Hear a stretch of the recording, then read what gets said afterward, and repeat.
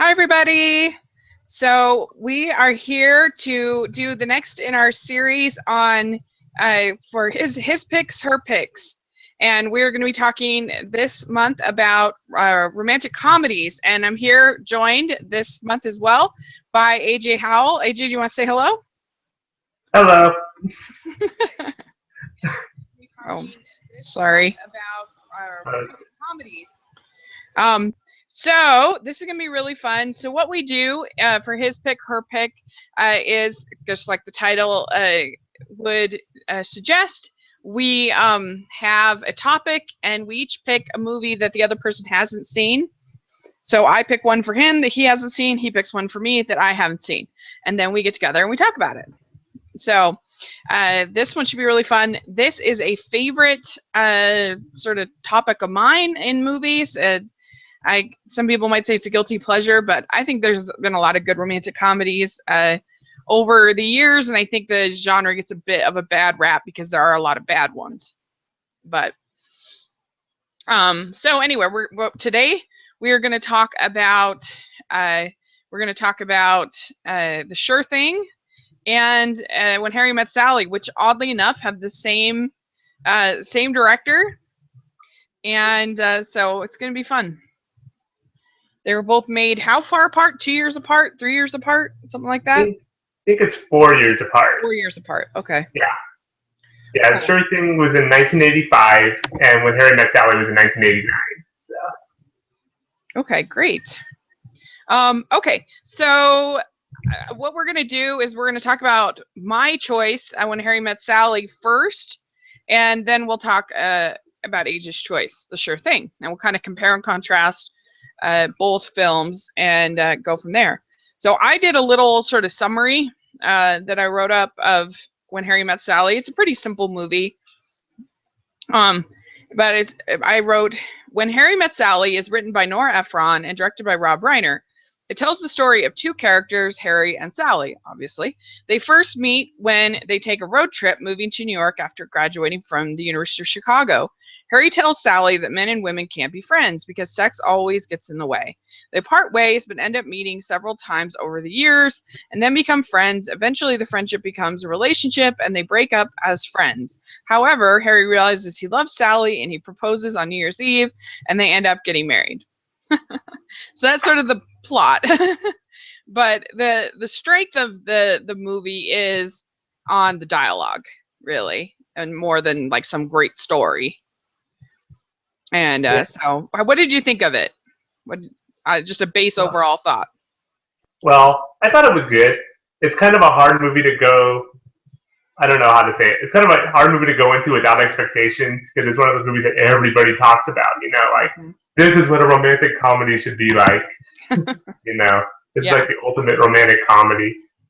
And fair.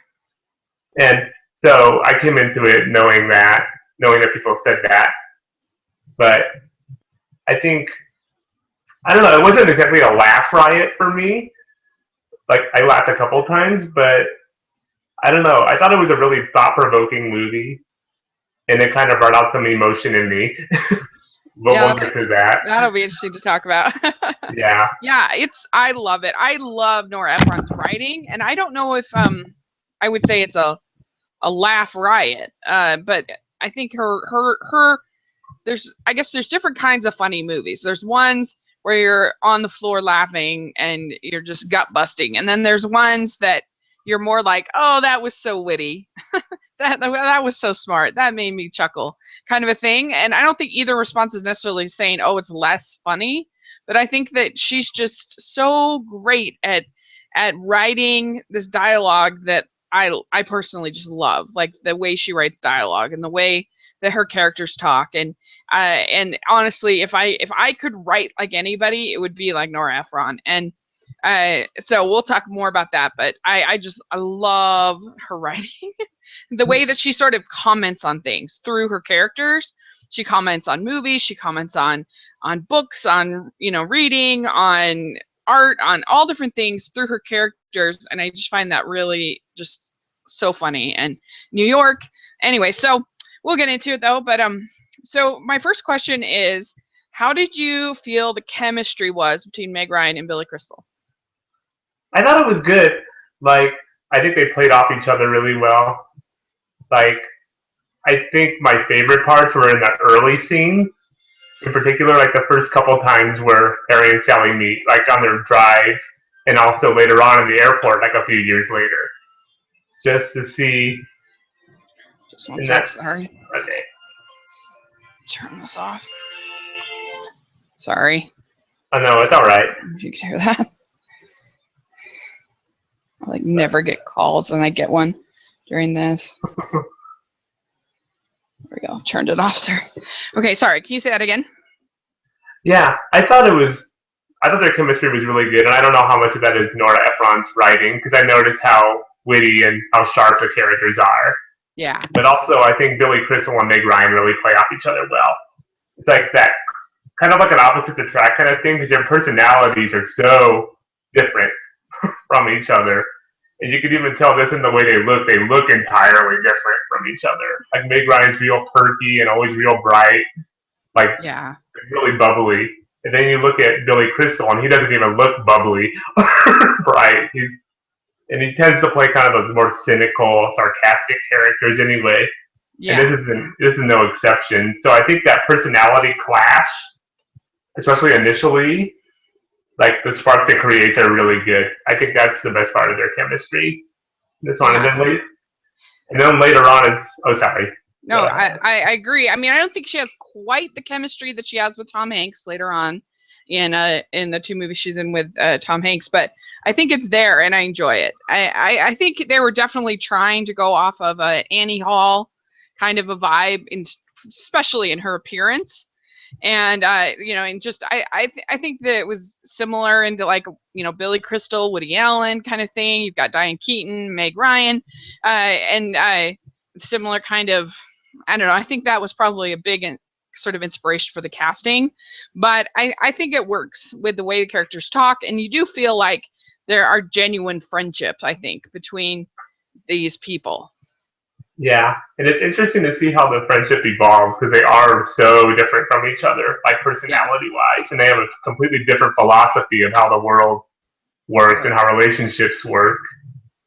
Yeah, I that's one of my favorite things about the movie, and it's interesting because when Harry Met Sally kind of takes on this idea of friendship, and is the main theme of the movie, and then when Sleepless in Seattle kind of takes on the idea of grief and can you sort of is the right one out there sort of it's sort of theme, whereas like when You've Got Mail from Nora Ephron, it's more can you fall in love with the wrong one, the guy that's totally not the right one for you, kind of a thing, but can actually be the right one. So I think it's interesting she kind of has these different takes on relationships, that they can be. So anyway, I got a bunch of quotes from Roger Ebert's review of this film. He thought it was pretty good, but he didn't give like a perfect score. But I thought this was interesting. He says, "This isn't a romance of passion, although passion is present, but one that becomes possible only because the two people have grown up together, have matured until they can finally see clearly what they really want in a partner." And I think that's interesting. I thought. I think it's interesting to compare that because he's right. I think he's totally right there about the romance of passion. How it's not. How that's not what this is exactly. Right. And I think it's interesting to compare their relationship with the couples that they interview throughout the film. Like those short little. For those who haven't seen the movie, there's these short little vignettes where they have these older couples talking about how they met. And they're very Sleepless in Seattle-esque kind of stories, Yeah. Like I saw her from across the room and I knew I was going to marry her right away. Yeah. Or I met her on an elevator and I rode up 9 extra floors just to talk to her more and stuff like that. It's interesting to contrast the two relationships because, spoiler alert, I guess we already spoiled it by saying that they get together, but at the end, it's interesting to see how Harry and Sally see their relationship almost as the same kind of thing, except we've gotten to see the real story behind it, Yeah. Yeah, I think what's interesting about those stories is that I really think people say, oh, romantic comedies are cheesy, but I think that romance is just inherently cheesy. I do. You hear almost anyone tell their story about how they met or whatever, it's pretty corny. There's just something about it. And so I think that kind of just shows that this is just sort of part of love and romance is kind of this I don't know, cheesy kind of get together type thing. But I think it's also interesting the way he talks about them growing up together. And I can definitely see that in both characters, especially Harry, that they start out just right out of college. And then you see this sort of growth over the years, that of the things they sort of learn together and learn about themselves and things like that. And I think that they do get to that point where they finally are kind of ready for the relationship that they deserve. Yeah, it's interesting. It kind of, when you were talking about that, I kind of thought of that part in Rocky, a sports movie. Um, Not a romantic comedy at all, but there's a part where I'm sure everyone knows that Rocky Balboa is in love with Adrian, and that's the love of his life. And Adrian's brother asks Rocky, what do you see in my sister? And Rocky says, I don't know, I guess we fill gaps. She's got gaps, we've got the gaps, together we fill gaps. And I was thinking about that. It's kind of true of Harry and Sally too. Like when you first meet them, they have like these very limited views of how things work, like relationships work. Yeah. And they clash with each other, but over the course of the movie, you see that they come to see the other person's point of view. They don't lose their point of view entirely, but they get to see the other side, and they become more complete people because of it. Yeah. And that sounded really psychobabbly, but well, no, I mean I think should be the ultimate goal in a relationship is you should complement each other. Like that's what's always hard when you have two people with really strong personalities and they get married. Yeah. I always feel like there should be sort of one person. Not that there should be somebody who's like way overruling, somebody that's passive. You shouldn't have that. But like my parents, my dad is sort of the really energetic one, where my mom is sort of more the calming one. And I think that sort of works really well when you have that kind of combination. Yeah, definitely. Of styles. I think that they would have a pretty good marriage. I really do. They were friends for so long, which is the ideal. In a way, but this is, I thought, interesting question. So I love, as I already said, I love the dialogue in this movie. I just love Nora Ephron's dialogue, and I think this is an interesting quote from Roger Ebert again. He says, Ephron's dialogue represents the way people would like to be able to talk. It's witty and epigrammatic, and there are lots of lines to quote when you're telling your friends about the movie. The dialogue would defeat many actors, but Crystal and Ryan help it to work. Their characters seem smart and quick enough to almost be this witty. So what did you think of the dialogue? What do you think of what Roger's saying there? I think that's kind of a hallmark of romantic comedies as a genre when they're done well. Yeah. You think about movies like Howard Hawks made in the 40s, like Bringing Up Baby, which is more of a screwball comedy, but it's still romantic as well. Yeah. And just like those romantic comedies in the 40s, they're famous for like really fast, quick dialogue and being very sharp and very witty. His Girl Friday. Yeah, stuff like that. And I think that Nora Ephron's writing is kind of a throwback to that, or just a continuation of that kind of dialogue. Yeah. Well, I mean, and there's just so many little things that she, just sort of moments of that I love, like when he's talking about a great life, and he's talking about Malmar cookies and shooting getting the Knicks to win the thing and shooting the basket, and I don't know, I just love dialogue like that. I think it's so good. And like when they're talking about Casablanca, or when they're talking about when they're in the art museum, I love that scene when they're talking about I don't know, just so many great great just sort of little moments where she'll either satirize something or sort of profile some little eccentricity of New York City or of the characters and make it really funny. I love the scene where they're doing they're doing the Pictionary. That scene's so funny. Yeah. Baby talk. Anyway, yeah. So that's I think he's right on about that. That it is true, probably, that nobody could really talk as perfectly as they do, but it's still. I don't think it's so over the top that it's distracting. It's still kind of believable. Yeah. Kind of on that note about profiling New York and kind of commenting Yeah. on New Yorkers. My favorite member of the supporting cast is Bruno Kirby as Billy Crystal's best male friend. I think he's very much a kind of a comment on a certain kind of New Yorker, like a very embittered kind of writer, kind of cynical Yeah. writer. And one Yeah, of my I like him a lot too, and Carrie Fisher. Yeah, that's I true. enjoy her too. And in fact, one of my favorite scenes. Oh, sorry. No, go ahead. In fact, one of my favorite scenes in the movie is the scene at the dinner when Harry's trying to hook up his friend with Sally, and Sally's trying to hook up Carrie Fisher with Billy Crystal, and Yeah. to see how they kind of Bruno Kirby and Carrie Fisher kind of come together because they're very much kind of the same person, you know, kind of cynical in a way, but not like super cynical, you know. Well, It's and a, she quotes him she quotes his own Yeah. words, you know, which is like a writer's dream. Exactly.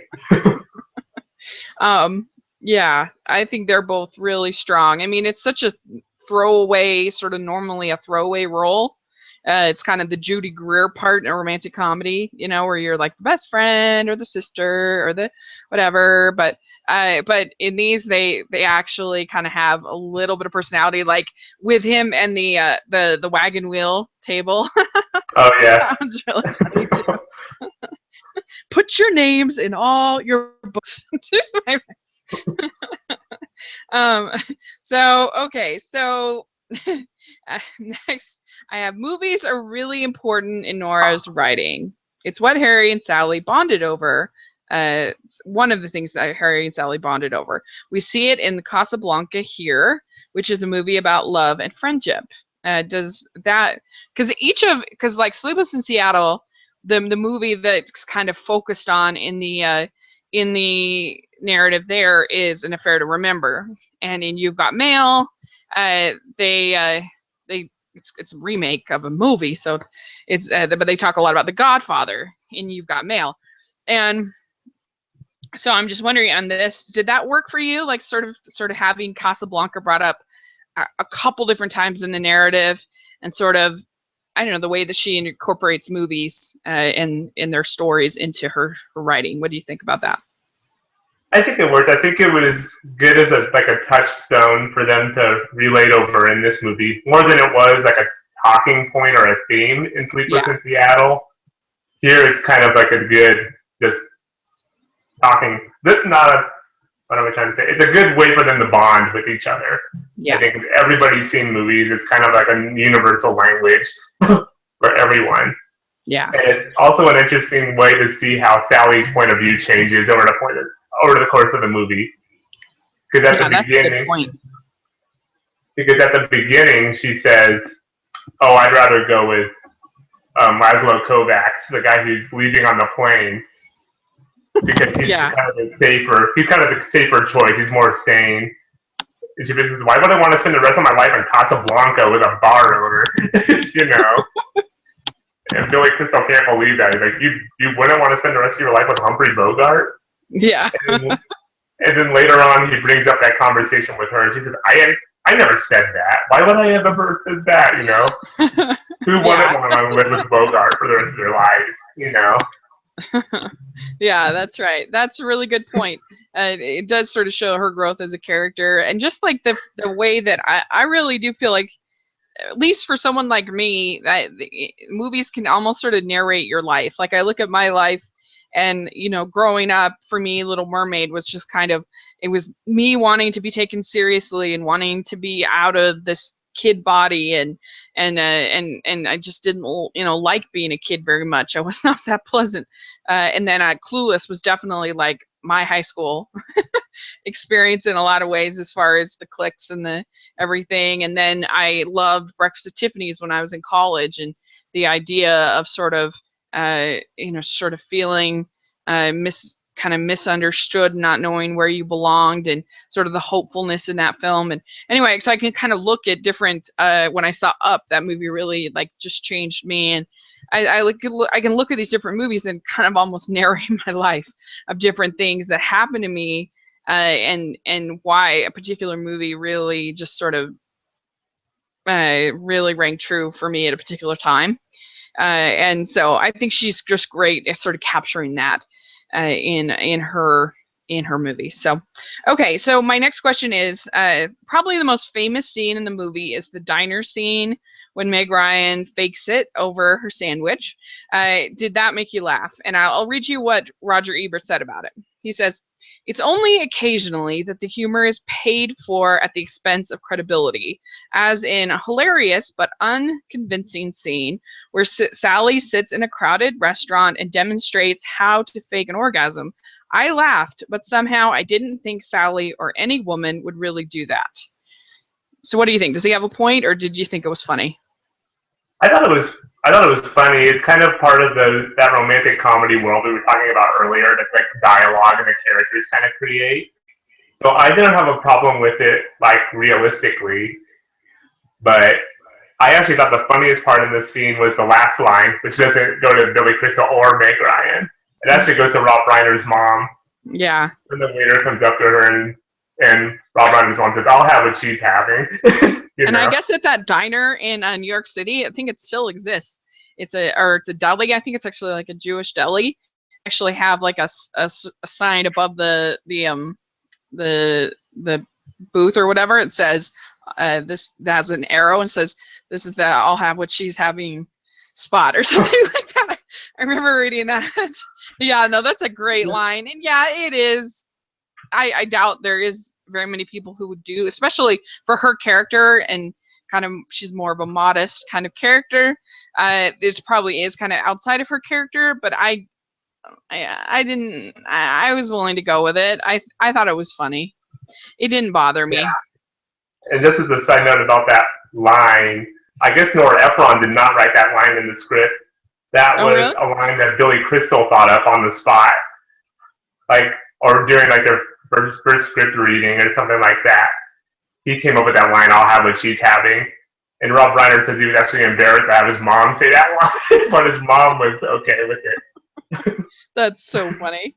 She's like, "Calm down. I can say this." Okay, so now we get to well, I'll ask one more question and then we'll get to the big question. So the film is famous for the soundtrack by Harry Connick Jr. He won a Grammy for it. And I think this will be an interesting comparison too, and I want to talk about this when we talk about The Sure Thing, which uses contemporary soundtrack of that era, versus this is more of a timeless soundtrack. And I was just curious, did that add anything to you for the movie, the soundtrack? I think it did. It kind of goes back to something that we've already talked about a couple of times, and that's that romantic comedy vibe, And I think that's largely thanks to Nora Ephron's movies. We're used to having like these really, I guess, idealized soundtracks for them. Like I think of Sleepless in Seattle right off the bat when I think about that. Especially the way that movie uses as time goes by at the beginning and the end. Jimmy Durante. Yeah. So good. I thought the songs were super good. Yeah, I think that it makes it, it feels less dated. Like when you have contemporary music, it's just going to date the film more quickly, I think. Yeah, definitely. So, okay. So here's the big question. Can men and women be friends? And what position do you think the movie takes? Here's an interesting thing, is I don't necessarily think that Nora Ephron believes that men and women can't be friends. A lot of people would say that that's the takeaway from the movie because they end up together. But I think that there's a world of this movie where they could have continued to be friends. It just so happened that they fell in love. I don't think that that's necessarily inevitable. They were friends for a long time. And so I guess I feel like that Nora would probably say, yes, it's possible. But I could definitely see the argument for it for people saying, no, she's not saying that. I get it. But I don't know. I just feel like they were friends for so long that I think they could have overcome this. If they weren't in love and they weren't supposed to be together, I think there's a world where Harry and Sally could make up and eventually bond and still be friends. I don't know. So what do you think about the big question of the movie, and what do you think the movie's opinion sort of is on the question? Like personally, what are you thinking? I don't know. I think it can happen that a man and a woman can be friends without the sex part getting in the way. Mm-hmm. I think it can happen. I just think it takes effort on the part of, particularly the guy, but I think it takes effort on the part of both parties, because that always is I think that is a question that's on the table, even if it's not asked, mm-hmm. because of guys being the way that us guys are. But I think, and like, this is why the movie made me emotional, because I had a very similar relationship to the one that Harry and Sally have, and it did not work out the way that Harry's and Sally's worked out. Okay. So that kind of, I don't want to say it turned me off, but I was thinking, you know what, not all relationships end that way.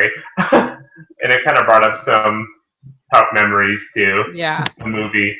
But yeah, I have never had, I have to admit, I certainly have never had a guy friend like this, like that Harry and Sally are, for sure.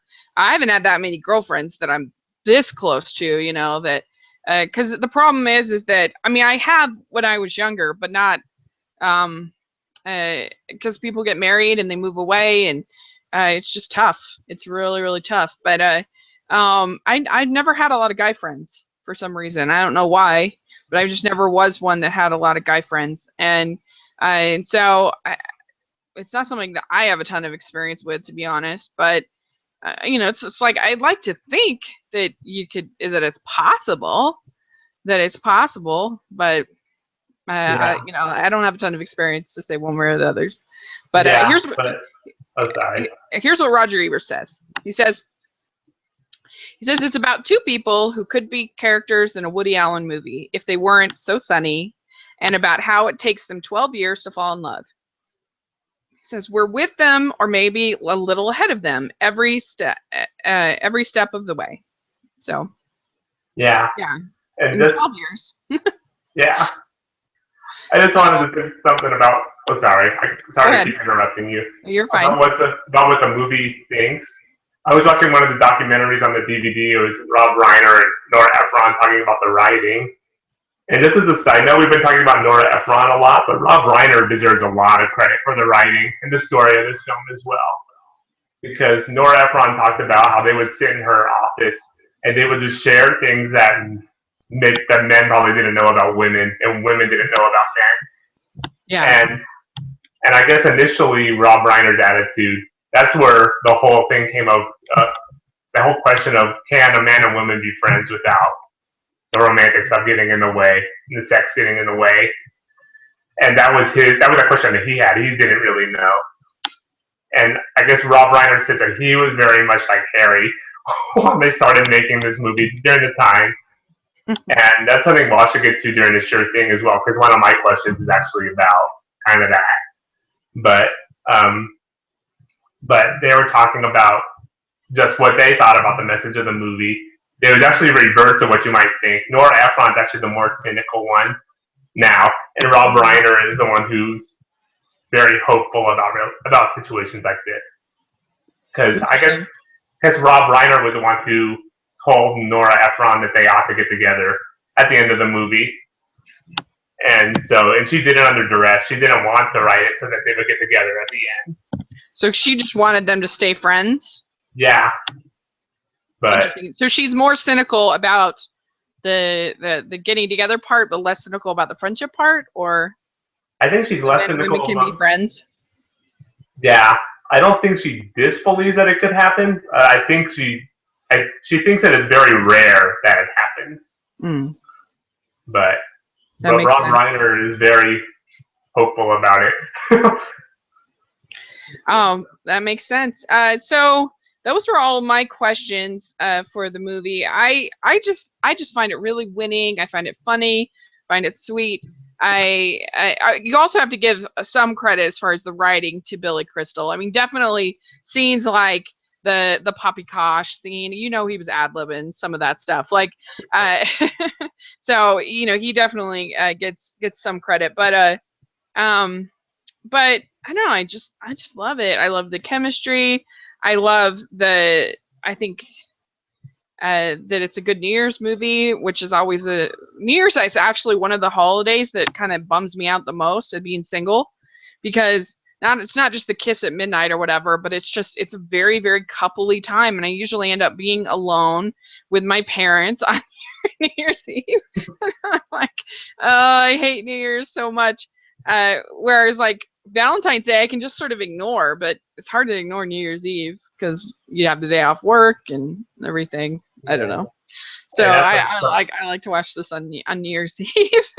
Yeah. And like I said, I love Nora Ephron's writing, and I always go back and forth. Do I like this or do I like You've Got Mail better? Because I don't even think of Sleepless in Seattle as a romantic comedy.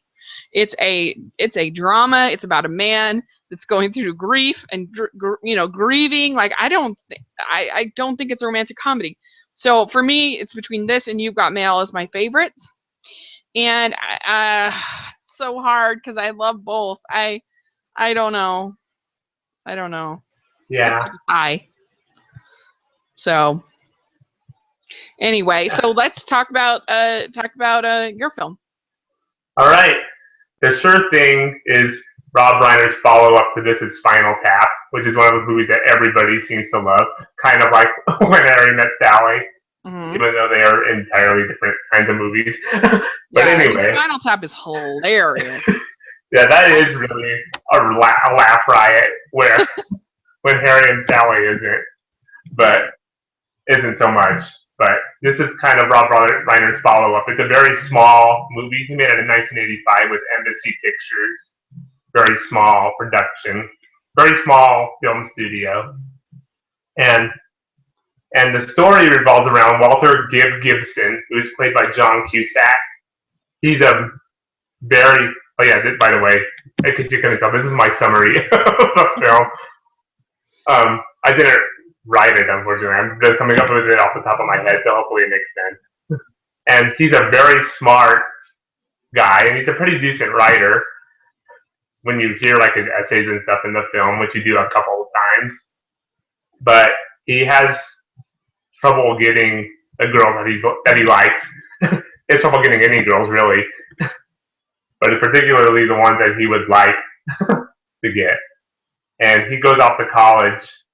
He goes to college like a very Ivy League type school. Not Ivy League, but New England type college, because I don't think he could get into an Ivy League school. His character, while his best friend goes to UCLA in Southern Cal. And while Gibb is at this New England college, he meets Allison Bradbury, who is played by Daphne Zuniga, who is very much this kind of Ivy League, very serious and studious student. And he sees her during his English class, and she is really pretty. He falls in love with her like immediately, or he has a crush on her like immediately. And he gets her to agree to tutor him, and he tries to put the moves on her, but it doesn't work out too well. And he's kind of moping over that when his friend tells him, "Hey, you've got to come to California for Christmas break. There's this girl here. She grew up in a." I'm not sure if this part is actually true. I don't think the movie knows if it's actually true, but she grew up in a monastery, and she's in her experimental phase, and she loves sex. She's a sure thing. And he sends her a picture, and it's like this blonde bombshell in like this string bikini, played by Nicolette Sheridan in her first movie role. And so Gibb says, "Ooh, I gotta get out like right away." And he signs up for this. he signs up to ride with someone to California, and it turns out that he's riding with Allison, who can't stand the sight of him at this point of the movie. And along the way, as they travel to California, and she's heading to California to meet her boyfriend, who's also at UCLA, which is kind of a crazy coincidence. But he is very much like her in that he's very serious and very, I don't know. He doesn't seem to have much of a sense of humor when you meet him. He's even more serious than she is when Gibbert meets Allison. But anyway, on their way to California, they have all kinds of crazy adventures. They ride with overly happy people and some pretty gross people. Just all kinds of crazy stuff happens to them along the way, and they come together. They become attracted to each other along the way. They start to fall in love with each other. But now Gib is conflicted because on the way, Allison finds out about why he's going to California to hook up with this sure thing, and she doesn't like that idea. And Gib is conflicted now. It's like, do I just want sex, or do I want a relationship that is going to last? Do I want a real romantic relationship? And so that's the summary of the movie, basically. There's a lot of stuff that happens in between those times, but it would take a long time to discuss all that in the summary. Oh, that sounds good. So what were your initial thoughts? I liked it. I thought that it's essentially a road trip movie. We see those all the time. But I thought that it had likable leads, and that's the most important thing on a romantic comedy. My only issue with the film is I felt like, I guess I had two main issues with the movie. One, my most important one, is that I felt like it was a little bit hostile towards both of the main female characters, till the Nicolette Schertz, the Sure Thing, and the Allison character. There's just not enough joy for either of them for me to I don't know, to me, especially the scene where she's almost raped felt like so sort of discordantly. It just, I was like, oh, this is supposed to be just a fun movie, and now we've gone into this really dark place, and she has to, I don't know, I just felt like I just wish they'd given her a few more moments to sort of breathe, and a few more moments to just be happy. We needed more scenes, I think, like the beer can scene, where she learns to drink that way.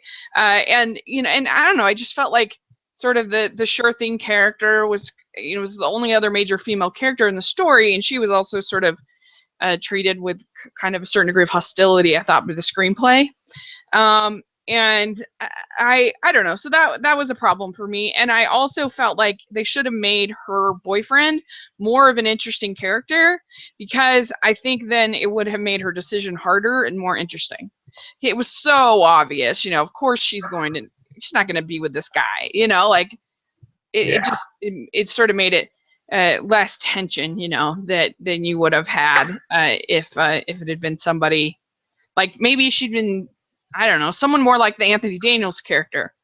Maybe that would have made her decision a little bit harder. Yeah. So that would be my only two critiques. But I did enjoy it. I thought it, like I said, I think the biggest thing is the chemistry and the likability of both of the leads. I think is the biggest thing for the movie had going for it. Yeah, definitely. I didn't really, I don't know. I guess we'll get to that later on. It's something I thought of while you were talking, but I guess my first question is, Rob Reiner said when he was making this movie that he didn't really like the teen movies that were out at the time. He didn't think they were very intelligent. He thought they kind of insulted the intelligence of their audience, in fact. And he decided to make a really good teen movie. And I guess, how do you think it compares to the other teen movies of the time? Like, how would you compare and contrast it? And do you like this better than those other ones? I don't know. That's tough, because I mean, the John Hughes movies are really good.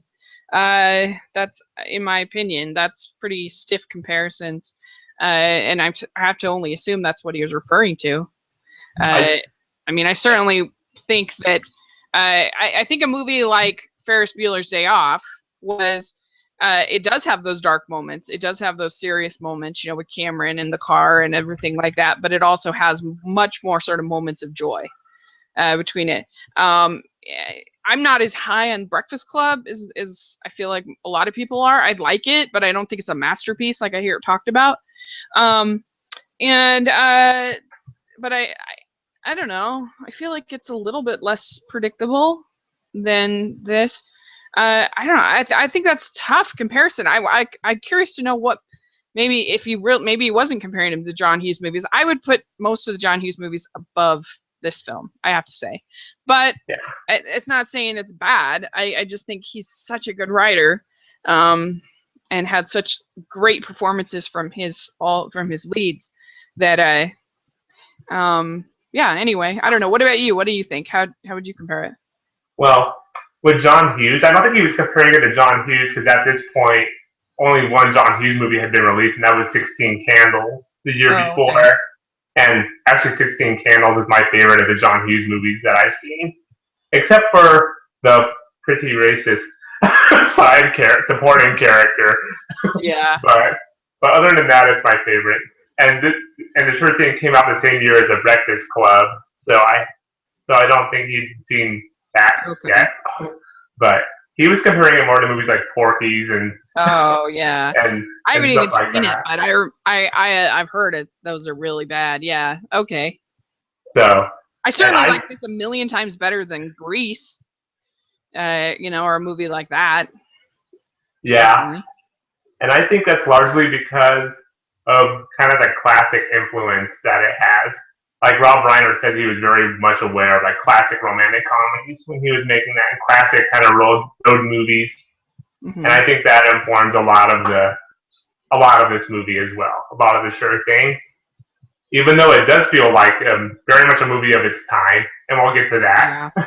But you definitely feel, and It Could Happen to You. I'm not. It Could Happen to You. It Happened One Night.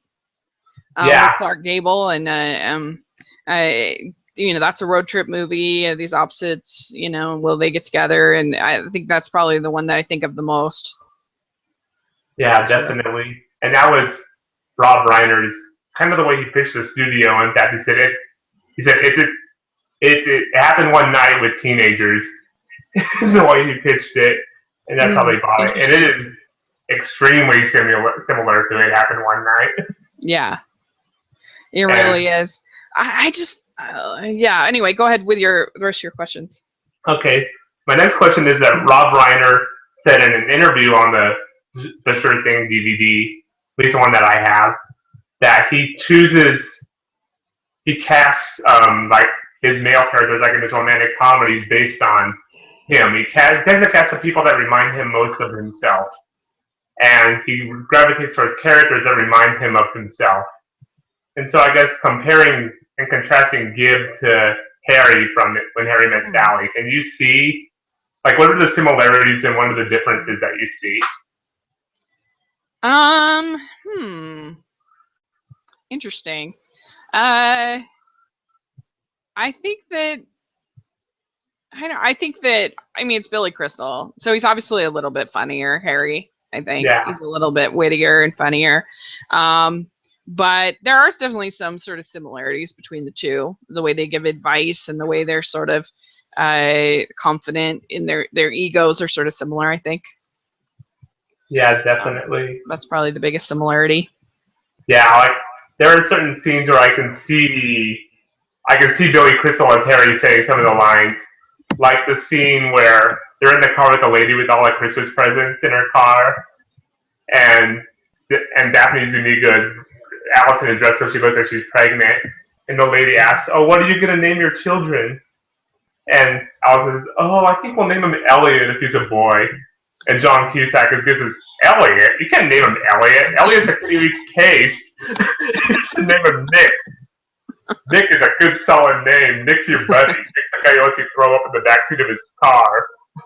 And I was thinking, you could definitely see Billy Crystal as Harry saying something like that. That's a good example, for sure. And that's one of my favorite scenes in the movie. Well, they're both kind of OCD about little details too. I think I see like that everything has to be kind of just the way they like it. Yeah, definitely. And That's funny.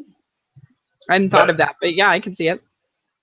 like, and could you see how, I guess, like Rob Reiner said when he was casting Gib, he was thinking of himself as he was when he was a teenager compared to how, and then when he was casting When Harry Met Sally, he was looking at himself as he was at that moment. That makes sense. And I don't know, I guess my question is kind of a rehash of the same question. I think of it. I was going to ask, can you see how someone like Gib could grow into someone like Harry? Because Harry is more cynical, I think, than Gib is, you know? Yeah, like I could see, say Allison breaks his heart and divorces him and stuff. Like he he could become Harry real quick, I think, but he still wouldn't be as funny. That's the problem. That's true. And also it's a little bit hard because we don't have a Bruno Kirby. We don't have a. I mean, I guess you kind of get Anthony Daniels, but only in the very beginning and very end. And so you don't really have that sort of character to sort of bounce this sort of neutral party to kind of bounce the dialogue off of. Yeah. And kind of get to know him a little bit better. Yeah, definitely. I think in that way they're different. But yeah, I can see him turning into Harry. Yeah. That's interesting. And so I guess my next question is, like you already mentioned that you like the chemistry between John Cusack and Daphne Zanika, between Gib and Allison. And that was going to be one of my questions, if you like the chemistry. But I guess I can ask the second part of that question. But like, what do you think made the chemistry work between the two characters? That's always so hard, you know? Like there's so many people in real life that on paper I should have chemistry with this person. I should bond with this person, and I don't. You know, I have so much in common, but we just don't bond for whatever reason. And I think it's kind of the same way with movies. It sucks because it's totally out of the actor's control to a certain extent. Like you just have chemistry or you don't, you know? And it just felt like there are sort of friends, and it never between them. Like some of the other parts of the movie, I was like, oh, I wish they hadn't gone there. But between them, it never gets, I think, to too much of a dark place. You know, it never gets to. I mean, I think that's the same way when Harry Met Sally. You know, like the one, even when they kind of hate each other, they're still sort of likable, and it's not like either of them do anything that, you know, sort of turns you off of the character. And that's one thing that I think that romantic comedies often get wrong, is that they have characters who are so hateful to each other the whole movie, and then it's like, oh, psych, we're actually in love, we really loved each other all along, and we're gonna get married, you know. And it's just like feels so like you don't even like these people. Like a terrible movie, What Happens in Vegas. Yeah. Horrible movie. And in that whole movie, Cameron Diaz and Ashton Kutcher are horrible to each other. They're awful. Like playing, because they don't want to live together, but they have to live. It's completely contrived, completely stupid. And yet then in the end they're supposed to be together. It's like, yeah, right. You know, like you haven't earned that because I haven't liked either of you the entire time. And I think that's what Rob Reiner does in this film. I think that's what Nora Ephron is always so good at doing, you know, in her films, is keeping her characters likable. Even somebody like a Joe Fox in You've Got Mail, like you see him with kids, you see him with, you know, so he never becomes, and he's Tom Hanks, that helps a lot.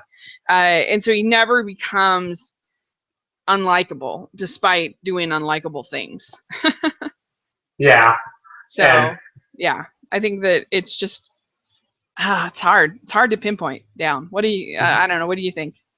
I think a lot of what you said is really right on, because gives motivation. Like, even when they don't like each other, you can tell that they're not ever mean to each other, you know, Gib and Allison. Well, I don't think Gib is ever mean to Allison, because he pretty much likes her. He wants to get with her right off, you know. At least get her into bed right off. But she is never mean to him, even though she kind of finds him repulsive at the beginning of the movie. And but I think that's what makes it work. And like, I don't know, what am I trying to say?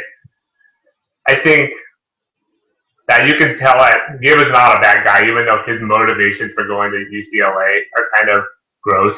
When you think about it, like, oh, there's this really hot girl there, I'm just going to get with her. That's why I'm going. And it's Yeah. like, but even then, you can see that he's not a bad guy because he takes time to help Allison, which he has problems basically, and vice versa. Like when he can't afford a ticket to get on the bus, you Yeah. know.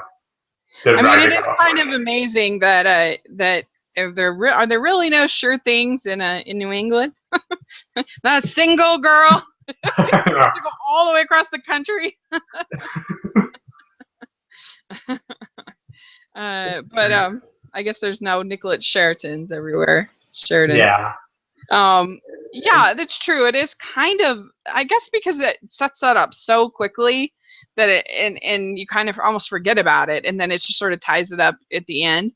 But so it's not like a big emphasis, I don't think, of the film. But I guess it is. I can see how someone would think that was sort of an unlikable motive for the character, but it doesn't really bother me that much. Yeah, and like I said, it doesn't really bother me either. And I think that's partly because Gibb is such a likable. He's a nice guy. Yeah. He helps her out majorly when she gets in that car with that Furby guy. Yeah. And he has that well, kind of famous scene, famous among cult films, I guess, where he gets in the car and acts like a maniac. He acts like a psychopath and tries to get her away from him. Which I guess is a scene that Rob Reiner acted out for John Cusack right before that. Basically say, okay, you had to do it this way, and Rob Reiner just did John Cusack's whole scene. Exactly like that. Yeah. But well, then, I think there's something so likable about John Cusack. He's kind of similar to Tom Hanks in a lot of ways, I think. He's the everyman. He's just charming. He's, there's just something likable about him. Yeah, and I think he feels like a real teenager or like a real college student in this movie too. Yeah. I think there's something very authentic about him. Like even like in small things that he does, like when he's hitchhiking and the car goes by and he like does the gun thing and shoots at with his finger and shoots at the car as it goes by. And like when he's trying to... If you like this, you should see Say Anything. I think Say Anything is even better, and he's so good in it. And actually, go ahead. Yeah, I have seen Say Anything, and I think it is a better movie than this one. I think that's largely because Cameron Crowe is a better writer than the two guys who work on this one. Because all of Cameron Crowe's movies are really well written. Like Almost Famous is one of my favorite screenplays from any movie. Yeah. But, except for Aloha, don't see Aloha. That was terrible. But but yeah, I love Say Anything. I mean, just the way that the characters feel so well rounded and developed and so like authentic. This feels like a real person, and the relationship between the father and the daughter is so good in that movie. Yeah. I think. But yeah, I mean, I think he's very charming in this for sure. Yeah. And just as a side note, before we get, well, I guess we're not going to get off of Gibb yet. I just want to mention this now because I want to mention it now. I can't think of a better time. I really do think all of his essays that he writes are pretty well written in the English class. And I guess that English professor was actually a classic film star. And that was like her last movie. But like, I guess that first essay that he wrote about eating pizza without burning the roof of your mouth is actually a essay that Rob Reiner wrote in high school. Huh. And one of his teachers took him aside and said, you're a really good writer. You can make a living doing this. That's so funny. That's a good teacher. But like even all his essays in that movie, even the kind of pervy one, the one that he writes right before they leave for California, the one about how he can't get any girls, even that one's like really well written. Like the use of language is really good. It's true. That's a good point. I guess my next question is, what do you think of the supporting cast?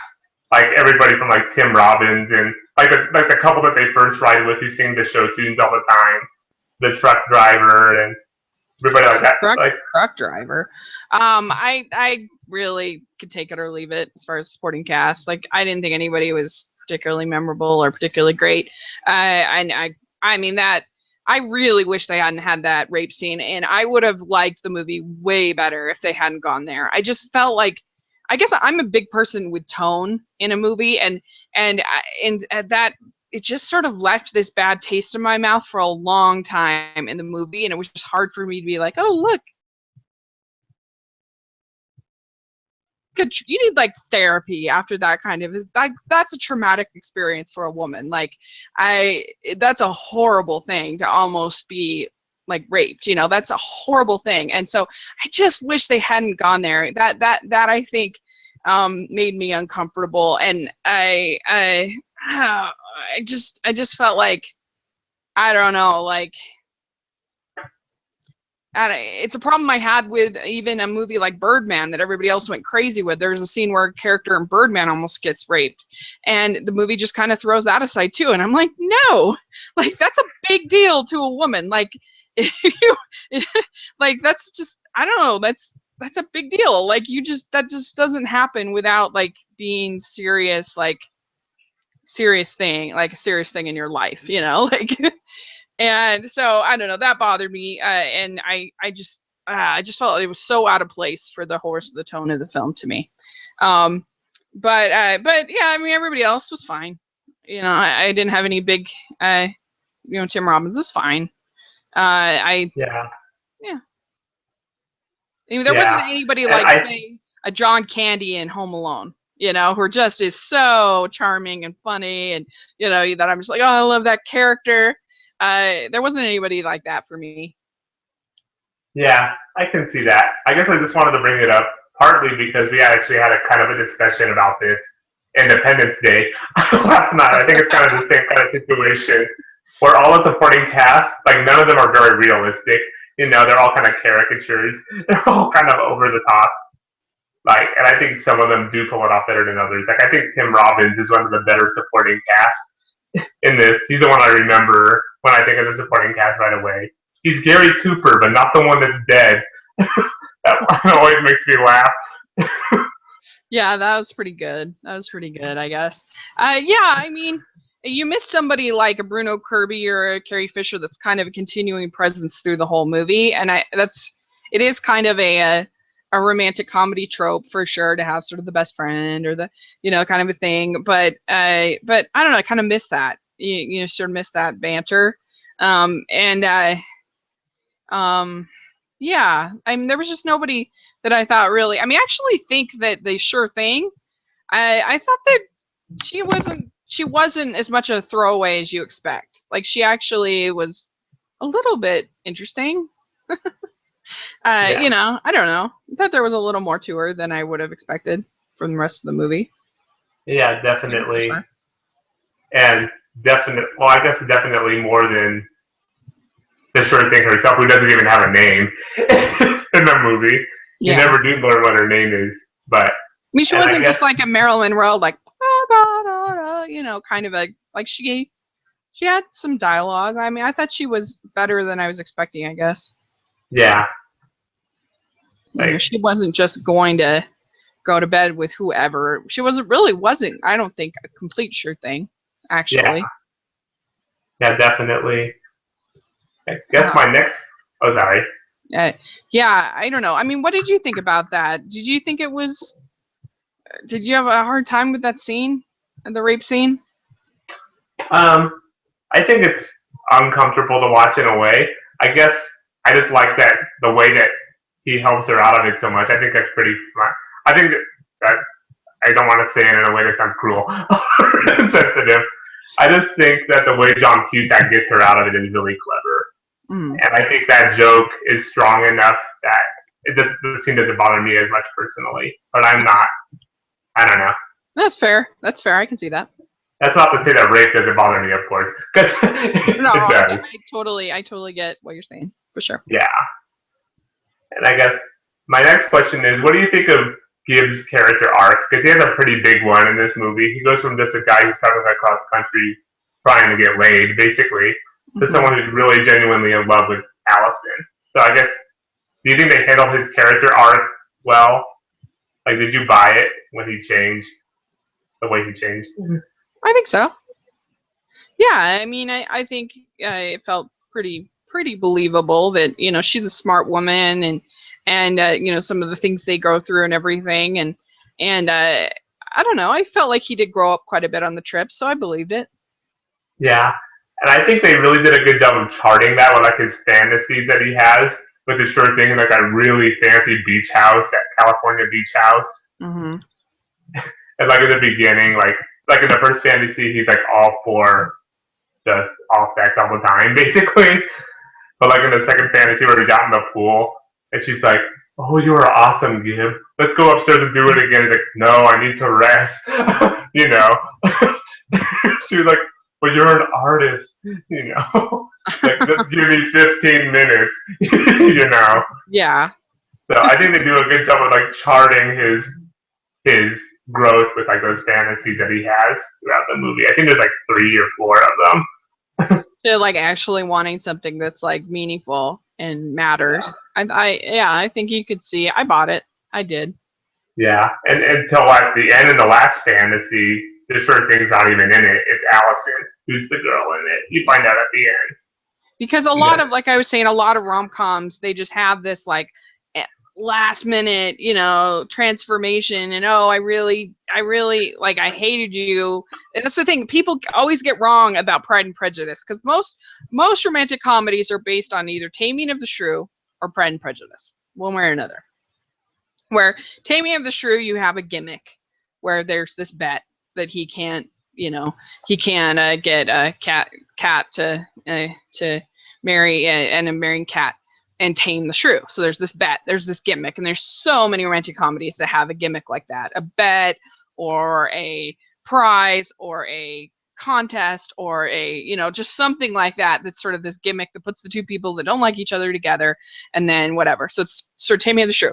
Then the other romantic comedies are pretty much based on Pride and Prejudice. But the thing about Pride and Prejudice that people don't understand is there are tons of scenes where we understand that Darcy and Lizzie are beloved, that they're good people. And so, yes, they may not get along, but we like them because we see how beloved they are amongst other people around them. And I think that both Harry Met Sally and The Sure Thing, I think they do a pretty good job of sort of showing that like, yes, they may not get along as a couple at first or as things, but we see that they are good people and we want them to get together. And so a lot of people think, oh, we have to show these characters hating each other, and then like in Pride and Prejudice they're gonna really be right for each other. And it's like, no, you're not understanding what Pride and Prejudice really is. And so anyway, that's sort of my theory on things. Like even in You've Got Mail, the way that you have these characters who hate each other, and Pride and Prejudice is a big influence on You've Got Mail, but we see them interact with lots of different people and interact with each other through their emails to see that they're good people. And so we like them. We want them to get together. And that's the key with romantic comedy, I think, to make it good, is you have to establish both leads as likable and then create some kind of division that's keeping the two apart. And there you go. Yeah, that makes sense. That's my theory. I can't speak much to that because I'm not big on Jane Austen. So. But anyway, one thing is interesting about this that I thought it might be fun to bring up, since we both love animation, is that Jonathan Roberts co-wrote the screenplay, and it's his first screenplay. And you know what he wrote or co-wrote? He co-wrote The Lion King and Monsters Incorporated. Isn't that weird? Yeah, that is weird. I did not know that was him. Yeah, I found that out in doing my little research about the movie. Isn't that funny? I was trying to think like you can see any sort of that underpinnings in his writing. It would lead to those two films. Yeah, that's interesting. I guess the heart, is like the main thing, because I think The Sure Thing has a lot of heart to it. Yeah. And Lion King and Monsters Incorporated do as well. But I think that's like the only comparison, the only similarity. Yeah. yeah. Anyway, I thought that was funny. I mean, they are, there are themes of friendship. I think in Yeah, both. Not as much romance, I guess. I guess Mike and Smoochie Poo or whatever she's called. yeah, Have pretty good romance. So anyway, yeah, but I think that that's where it succeeds, is creating sort of likable characters. And my favorite points in the movie, like I said, were sort of the more quiet moments, the less sort of silly. Like I said, the shotgun beer scene I thought was sort of cute, and I don't know, like when they're talking at the dinner. Um, yeah, and just get a really chance to kind of get to know the characters better. And so, yeah. yeah, definitely. And I guess my next question is one that you brought up. I guess that you mentioned that the film is sort of hostile in a way towards the two big female characters, and I guess I could see that. And you already kind of mentioned what you would do with Allison. You can elaborate that on if you want, like having more scenes like the beer can scene and like the dinner scene and stuff like that. But I guess you can elaborate on that. But what do you think they could have done to make the Sure Thing even more less hostile towards her? I guess. I just wouldn't have had that rape scene. I think if you don't have that in, I think it solves a huge problem. It's just so like I guess that's a sensitive button for me, and I think I just they shouldn't have gone there in my opinion. Everything else like was I think fine, but that just to me kind of put it over the edge. And I think just like we talked about, like give her a few moments to sort of breathe, talk about her dreams, kind of what she wants, and they did do that some, but maybe a little more. A little more. And I do think I wish this movie could be, and it certainly has been made, it is variations of this movie, but were you ever wishing they had cell phones?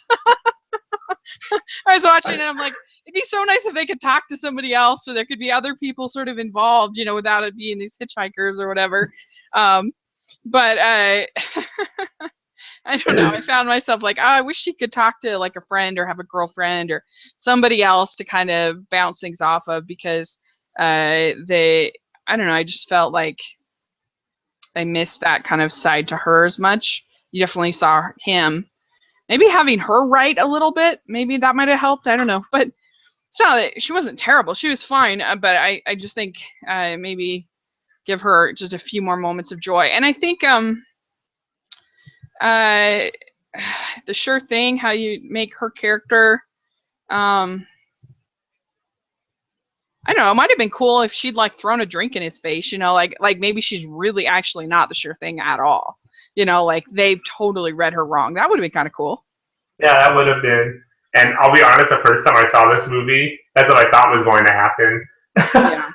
but even so, like she's not in the movie a lot of the time, except it's like a fantasy figure. Can give. Like it might have been fun to see Allison's fantasies. Yeah, that's true. That might have been cool. Yeah. But like with the Sure Thing, she doesn't really have a lot of scenes in the movie. And I think for the most part, like it would have been cool, like we were saying, to not have her be like the Sure Thing at all. But I think she's not handled badly, like we were talking about earlier. No. It shows that she actually she is intelligent, Yeah. And she's not just some sex object, Yeah. And so. Yeah, you just have to give your characters enough joy. I think tone is so hard. That's the hardest thing in writing. Like, I mean, I've only just written for fun, but oh my gosh, like it's so tough. Like when I did my I've written just for NaNoWriMo, I've written these little books and they're just for fun. And I had a friend read over a scene that I thought was really funny. That to me it was funny. It's the scene where this girl is getting kissed and she keeps thinking about all of these lessons that she had about not letting boys go too far and blah blah blah, and she's like, get out of my head those lessons, and then they keep coming back. And so I thought it was funny, like she's sort of fighting with herself with these lessons that she's heard. But my friend, she reads it and she's like, wow, is he like raping her or something? Like she thought it was this really dark thing that she was thinking all of these lessons. Like she didn't see it as funny at all. So tone is so hard to control. Like that's the toughest thing in writing, I think, by far. And so, and it's just tough. It's very, very tough. Yeah, and I can see that. I guess the last thing I wanted to talk about, which wasn't actually, I guess it was kind of a question, but you kind of brought it up when we were talking about When Harry Met Sally, like with the music wise. It's like, this movie is dated in some ways, including the music. I guess, did that hurt the movie badly for you? And how do you think this movie compares, like on a vibe wise, like a feeling wise, with like When Harry Met Sally? Like When Harry Met Sally, I just love the script so much. For me, like I love the banter back and forth and the dialogue, and I do think it sort of asks a really interesting question, which I don't know if this film really asks an interesting question. About like can men and women be friends, or any sort of like big question that you can sort of debate and talk about. Not that a movie has to do that, but I just think it's something maybe to a prop on the When Harry Met Sally side. Yeah. Is to ask sort of an interesting question. But yeah, as far as the music, it does date it a little bit, but I like that music, so it's not a big problem for me. I mean, I like 80s music, so Yeah. it's okay with me. But yeah, I mean, definitely does for sure. Yeah, definitely. And like you said, I like that music too. Like it kind of made me happy when I heard Huey Lewis in the news over that high school party scene, where he's trying to pick up girls by telling them about astronomy. Like consider outer space. And it's funny how like certain music, like you mentioned Huey Lewis in the news, like certain music, it does feel like a part of its time, versus other music, it still feels relevant. Like I just think of Huey Lewis, like the Back to the Future, Power of Love. That song could be written today, and I think it would still be popular. Like it doesn't feel like a dated song. But then there's just other things, the way the sound is, the way, and somebody brought it up to me when I was doing the Star Wars podcast, that one of the most brilliant decisions that they made was because originally they were going to go with with songs from the popular songs of the era. Can you imagine? That is weird.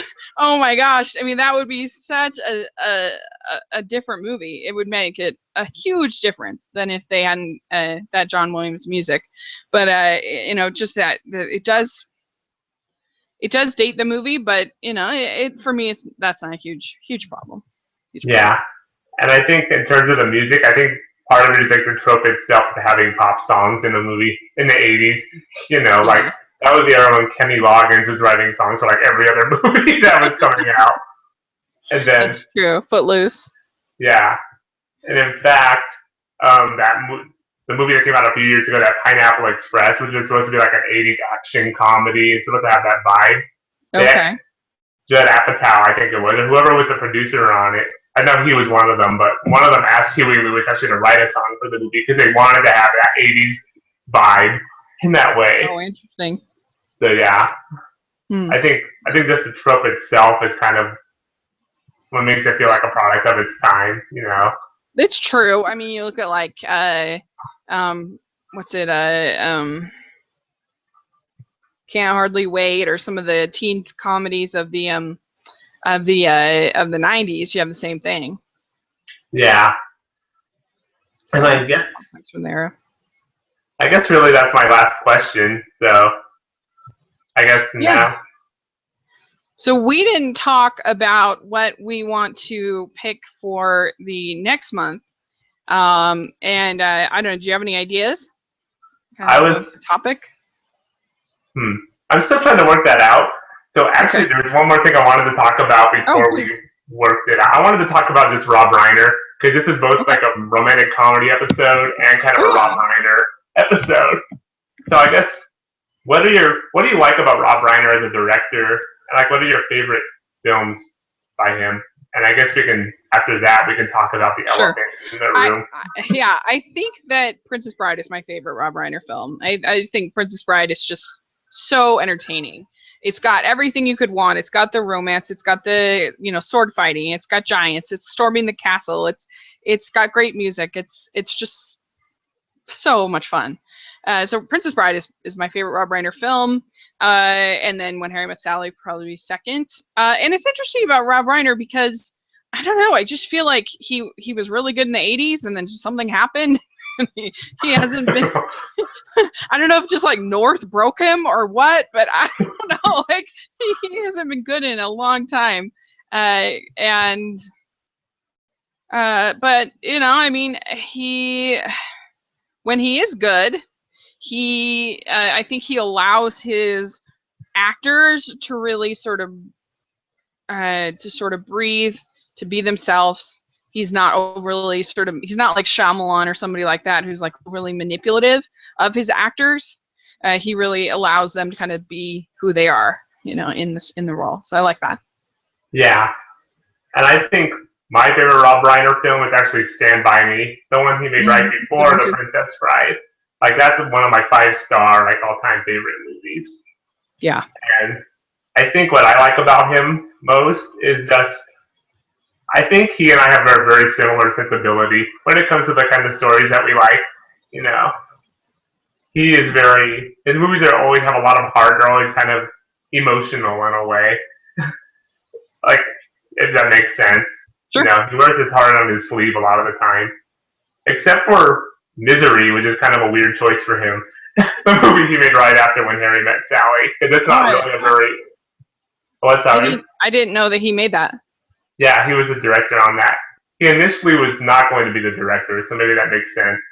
He came on after they couldn't get anybody else to agree to direct it. But, which is like a... Interesting. I've never seen that one. I've never seen it.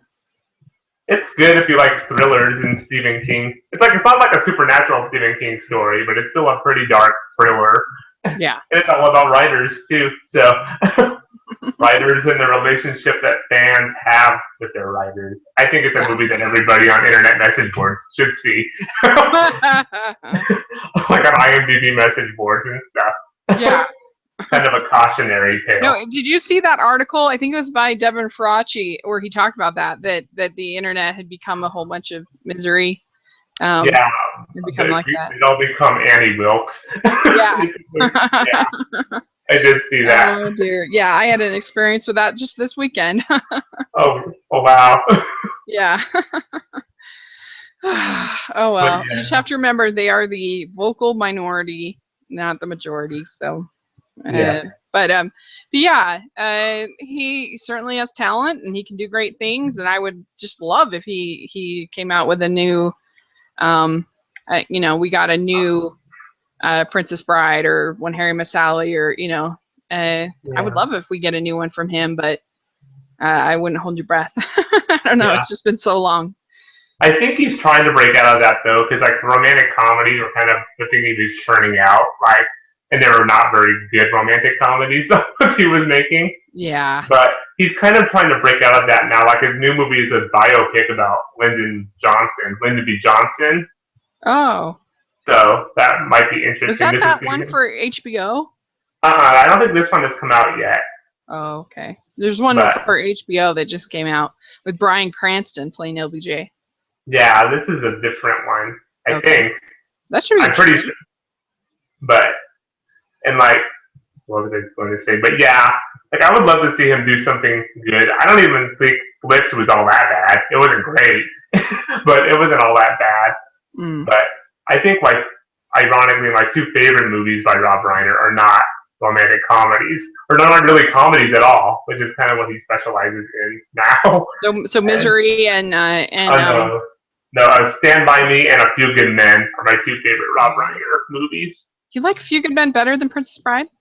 Yeah, I think so. Interesting. But I think we've talked about this, and this is something that I know you and I really agree to disagree on, but I like the book, The Princess Bride, better than the movie. Oh, yeah. No, I don't like the Princess Bride book. But yeah, interesting. Okay, cool. Yeah, he certainly, I mean, it's interesting because you have those directors that just couldn't quite make the transition, like Chris Columbus, aside from the Harry Potters, had a rough time. And even those on rewatch aren't that great, to be honest. And I don't know, and Rob Reiner, you know, struggled, but then you have a Spielberg, you have a I mean, I don't know. George Lucas struggled to get past his big successes in the '80s, and I don't know. Then just other directors seem to be able to make that transition better than some. Yeah. So I don't know. I guess one last note. A lot of people say that North was kind of the movie that broke Reiner because that was the first movie that the critics really did not like. Like that's Yeah. Roger Ebert's favorite review where it started, I hated this movie. That was North. Yeah. But like even then, I think his next two movies after that weren't all that bad. Like The American President and then Ghosts of Mississippi I like, even though I know not very many people do. I remember just thinking it was good performances, but kind of boring. But James Woods was good in it. Yeah, that's true. That's true. But so maybe North gets blamed too much. I don't know. So, but yeah, interesting. Hopefully, he will make a comeback. We'll see. Yeah. And so now that I've had time to think about what I want to do next, I was thinking maybe sports movies next. Ooh, I like that. That would be fun. So. You inspired by the game last night? No, actually. It was really good. It was really good. Okay. Have you seen Hoosiers? I have, yes. Okay, you've seen Hoosiers. I mean, do you know one off the top of your head that you've seen? I mean, that you haven't seen that you want to see? Let me think. Like Miracle, Warrior, McFarlane USA. Did you see that? Yeah, I did. You've probably seen all the Disney ones then, huh? Yeah, I've seen Miracle as well. I thought Glory Road was pretty good. Have you seen that? I have not. Could do that one. Yeah, it's not like a masterpiece. I don't think I even own it, but I remember liking it when it came out. I'm trying to think. Or Chariots of Fire. Have you seen Chariots of Fire? That's a good one. I haven't seen all of that one. I've only ever seen, I think, like the opening scene, like everybody's seen, I think. That one might be a good one. Maybe we should do that. I mean, it's classic. Okay, let's do that one. And then I'm trying to think. There are two biking movies, like bike racing movies, that I think are really good. Mm-hmm. Have you seen Breaking Away? I've seen clips of it. It's my dad's favorite movie, but I actually have not sat down and watched the whole thing. Okay. Which is a shame. I should. But yeah, that's a good one. Why don't we do that? More 80s movies. What are we doing? So I'll have Breaking Away, and we'll do Breaking Away and Chariots of Fire. Chariots of Fire. That will be fun. That will be good ones. I think those will have enough to talk about. And so thanks for doing this with me. And I'm going to be gone the first 2 weeks of July. Okay. And so I'm not sure when we're going to want to do it. We'll just be in touch because it's going to be just tricky. I'm going to have a lot of movies to catch up on and may even want to wait till August. Oh, okay. If that's okay. But we'll see. Yeah. We'll see how things go. Okay. Yeah. Just whenever. Okay. So, all right. Well, thanks so much. No problem. Thank you. Oh, how can people reach you? Oh, you can find me on Twitter at SurferJohnny25. I can't talk. My Twitter handle. And then I write for rotoscopers.com, the animation website. And I also have my own blog, which I don't update as much as I probably should, but that's okay. At Listelaneous, Listellaneous, something like that. I can't spell. Listelaneous21 at blogspot.com. Cool. Well, and I'm at Smiley and LDS Girl on all social media, and I will have all that information in the description section. So, yeah, go check out these movies. Let us know what you think of both The Sure Thing and When Harry Met Sally. And that'll be really fun. So, thanks so much. Yeah, thank you, everybody.